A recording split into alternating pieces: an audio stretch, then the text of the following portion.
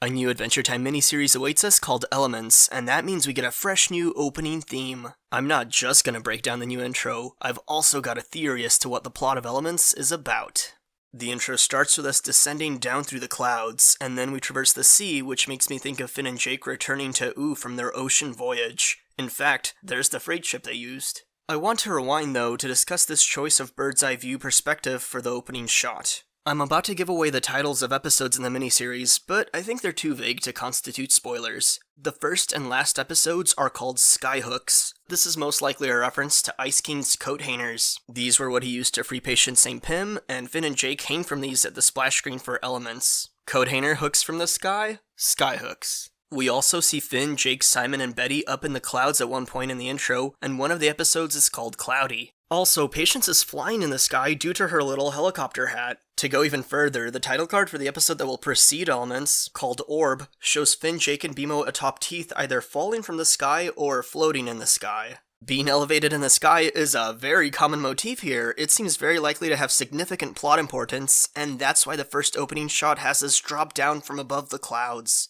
I've got a theory as to why that's the case. The bright pink used for the intro is immediately striking and puzzling. The ocean and land has turned pink. Something has colored the world a bubblegummy hue. And fish are Swedish fish, and birds are made of candy. A lemon camel and a lemon carriage, things that are supposed to be yellow, are also pink. Plus, mountains have cherries at their snowy peaks. Candy has infected the landscape. Something has gone out of control and caused candification of organic and inorganic matter. We see the likely culprit, the amorphous mass that attacks the treehouse, and it reminds me of the life-seeding gunk Princess Bubblegum was trying to send off into space in the episode High Strangeness. Whatever this is, and I'll discuss some possibilities later, it seems to spread by physical contact. And that's why there's a motif of being in the sky, because it's how you escape the contamination happening below. Running away probably won't cut it, though who knows, perhaps the grass sword might.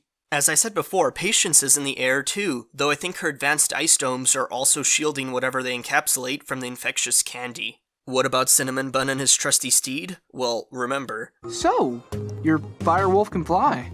Yep, I taught him.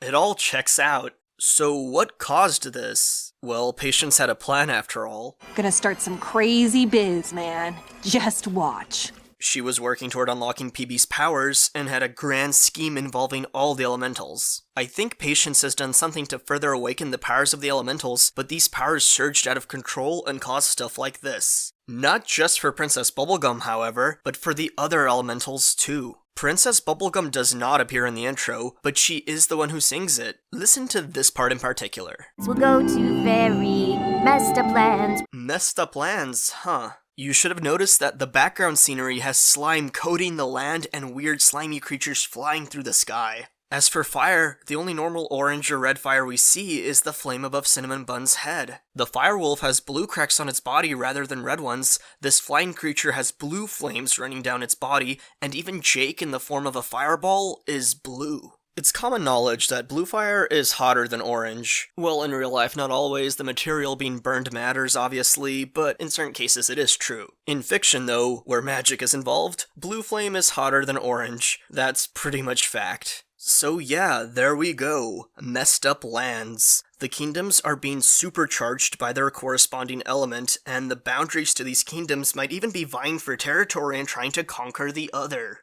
Now this next idea might be a bit of a stretch, but I think this massive pink might just be Princess Bubblegum herself. Too much elemental power has transmogrified PB into this creature that transforms the land. Perhaps this happened with the other princesses too, as none of them appear in the intro. This would explain why Cinnamon Bun is confronting Patience. He wants to return Flame Princess to her previous state.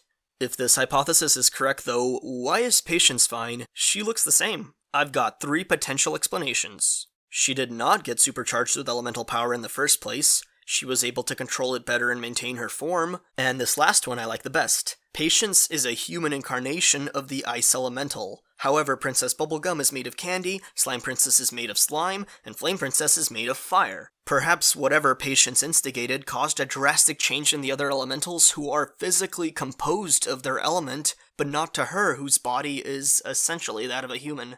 So that's my theory as to what occurred to the land of Oo. Let me know how plausible you think my idea is, and share your own if you've got 'em. I've still got segments of the intro I need to dissect though, so let's get back to that. Inside one of the ice domes is the snowman from the episode Thank You. He's now an iceman rather than a snowman, and he's got a frown on his face. Perhaps he's simply supercharged from magic, or perhaps he is under Patience's control. In the Cloud Kingdom, we see our crew for this miniseries: Finn, Jake, Simon, and Betty! Or Magic Woman, rather. She's back, and I'm sure we're all really happy to see that she'll be interacting with Ice King rather than trying some scheme and wazooping away. She's scanning the landscape below, and there's an open book, so I think Betty is spearheading the operation against the elemental overloading. Or perhaps she wants to find a way to harness the magical power to help Simon, whom the intro does still refer to as Ice King, though it also calls Magic Woman Betty, which is kinda weird. Maybe that's just because the intro is sung from the perspective of Princess Bubblegum.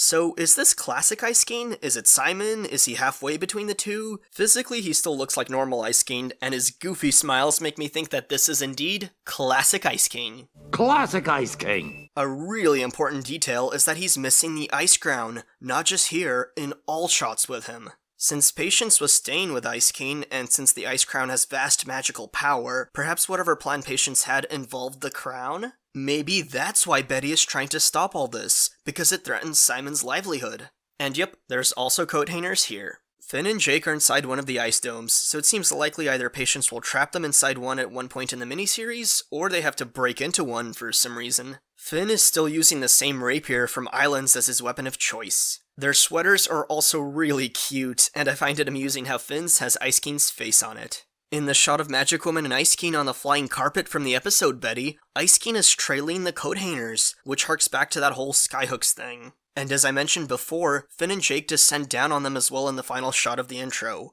Clearly, coat hangers that are tied together are really important for this miniseries. Seems like our crew will somehow resolve the crisis with the help of coat hangers. I'm really curious how.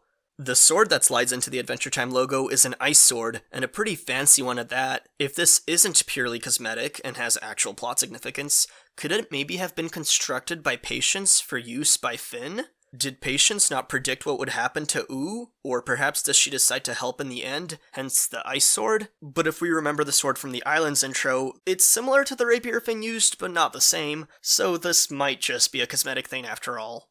And that's that. Before I go, I want to correct Wikipedia's current entry on Elements, which may have created some misconceptions prior to the new intro's release. Elements will explain what happened to the Kingdoms of Oo while Finn, Jake, BMO, and Susan Strawn were away at sea during the events of the previous miniseries Islands. This technically isn't incorrect, but it does frame the miniseries as being primarily about what happened during Islands, while Finn and Jake were away. If we follow the sources listed on the Wikipedia entry, however, if you read the original reporting, there's no way to misinterpret it. And this is an example of why when you rely on Wikipedia entries, always check out the sources, because the transfer of information isn't always clean. Somebody should probably edit that plot section to be more clear.